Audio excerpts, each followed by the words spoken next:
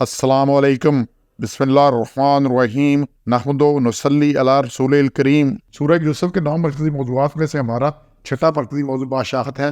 اس کے 4 ضمنی موضوعات ہیں، جس میں سے تیسرا ہے معاوضہ و معافی۔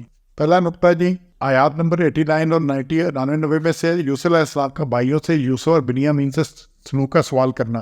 99 کا پھر یوسف نے کہا، جب انہوں نے کہا صدقہ ہمارے گھر کے حالات ٹھیک نہیں ہے، پچھلی آیات میں دیکھ چکے ہیں، تو یوسف نے کہا کیا تمہیں خبر ہے تم نے یوسف اور اس کے بھائی کے ساتھ کیا سلوک کیا تھا؟ ما فعلت بیوسف واخیہ ہے اس کے ساتھ اذ انتم جاہلون، جب کہ تم نادان تھے۔ تو گھر کے حالات بھائیوں سے سننے کے بعد پوری داستان غم تھی، اور بھائیوں سے یوسف اور بنیامین سے سلوک کا پوچھا تو کیا سلوکیت، اور جب پھر ندامت کو کم کرنے کا، جب تم نادانی اور بیوقوفی میں تھے تو اس وقت تم نے کیا ان کے ساتھ کیا؟ تو شاہ مصر کے سوال سے وہ چونک اٹھے کہ جب پوچھا کہ یوسف کے ساتھ تم نے کیا کیا تھا، بنیامین کا تو پتہ تھا، اور اپنی حیرت دور کرنے کے لیے شاہ مصر سوال کیا کہ آپ ہی یوسف ہیں، کیونکہ یوسف کا تو کسی کو ان کو پتا تھا آپ نے کیا کیا اس کے ساتھ، وہ تم کے حساب سے ہمارا کھپ گیا تھا، جو کچھ ہو چکا تھا، ٹھیک۔ لیکن اب بادشاہ سے سنا کہ یوسف کے ساتھ کیا کیا تھا، یوسف کیسے پتہ لگا اس کو؟ تو یوسف علیہ السلام کہ ہاں میں ہی یوسف ہوں جسے تم نے کنویں میں پھینکا تھا۔ اللہ نے پورے مصر کی حکومت عنایت فرمائی۔ اللہ ڈرنے اور صبر کرنے والوں کو اپنی نعمتوں سے نوازتا ہے۔ اس طرح سے بنیامین سوال کر، پھر دوسرا اقرار اعتراف فضیلت یوسف علیہ السلام 98 سے 97 میں آ رہی ہے یہ بات۔ 90 میں انہوں نے کہا ہاں میں یوسف، جب بادشاہ نے پوچھا کہ ہاں، انہوں نے کہا میں یوسف ہوں اور یہ میرا بھائی ہے۔ اور اس کے بعد آگے تو کہنے لگے بھائی، جب انہوں نے کہا میں ہوں، اللہ کی قسم اللہ نے تجھے ہم پر فضیلت دیا، بھائیوں نے مان لیا کہ فضیلت دی ہے ہم پر، اور ہم ہی خطا کار تھے۔ اب انہوں نے اپنی خطا کا اعتراف بھی کیا۔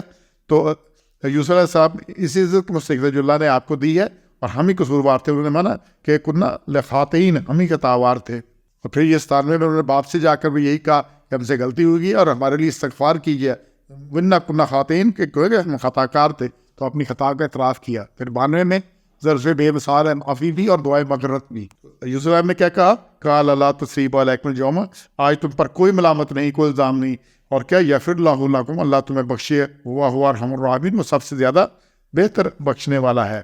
تو یوسف علیہ السلام نے خود بھی انہیں معاف کیا اور اللہ سے بھی معافی کی دعا کی، اور یہ وہی کلمہ ہے جو فتح مکہ کے اوپر کفار مکہ سے حضور صلی اللہ علیہ وسلم نے کہا تھا کہ لا تثریب علیکم اليوم، آج تم پر کوئی ملامت نہیں ہے، اور معافی کے ساتھ ان کے لیے دعائے مغفرت بھی کی۔ 93 میں جی باپ کی زائل بنائی لوٹانے کے لیے قمیض عنایت کی کہ تم لے جاؤ یہ میری قمیض اور اس کو باپ کے چہرے پر ڈالو، وہ بینا ہو جائیں گے، باتوں نے اہلکم اجمعین، اور پھر میرے پاس تمام گھر والوں کو لے آؤ یہاں پر۔ تو بھائیوں کو بھائی باپ نے تو بھیجا تھا، بھائی کو بھی ڈھونڈو اور گلہ لاؤ، تو دونوں مسئلے حل ہو گئے، اور یہاں پہ کہ سارے بھی ادھر آ جاؤ اور سب خالق اہل خانہ مصر آ جائے، اس کا پروانہ مل گیا، اب گلے کا مسئلہ بھی حل ہو گیا، باقی سارے مسئلے بھی ان کے حل ہو گئے۔ تو آگے 93 میں یہ سب اہل خانہ کو مصر آنے کی دعوت تو انہوں نے دے دی یہاں پہ۔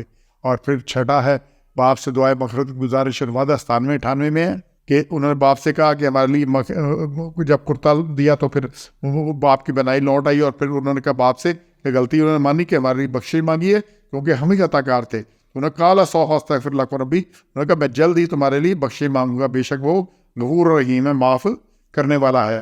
یہاں پہ ہے قال سوف استغفر لکم، میں ان قریب تم سے بہت جلد تمہارے گناہ کی بخشش مانگوں گا۔ وہ فوراً دعا کرنے کی بجائے کہ انہوں نے کہا تو انہوں نے ہاتھ کھڑے کر دیا، ایسا نہیں ہوا، فوراً دعا کرنے کی بجائے ان قریب دعا کرنے کا کہا، کیونکہ یعقوب علیہ السلام آخری شب میں دعا کرتے تھے اور یہ وقت مقبول ہے۔ تو تہجد کے وقت کی دعا بہت مقبول ہے، اللہ تعالیٰ خود پوچھتا ہے کہ پہلے آسمان پہ آگے کوئی ہے مانگنے والا، تو وہ وقت ہے جو دعا کرنے کا، اور اصل دعا وہیں پہ کرنی چاہیے، اور یہ ساری دعائیں وہاں پہ انشاءاللہ قبول ہوتی ہیں۔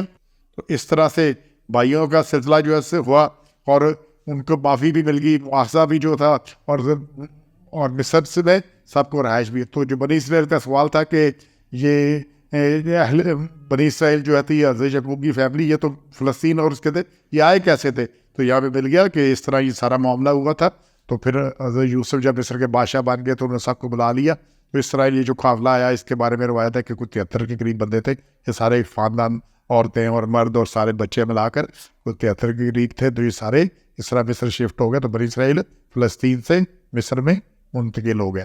تو یہاں پہ ان کو معاوضہ اور معافی کی بات ہے، تو انشاءاللہ ہم نے اس سے سبق حاصل کرنا ہے اور اپنی اصلاح کرنی ہے۔ سبحان ربک رب العزت عما یصفون وسلام علی المرسلین والحمد للہ رب العالمین۔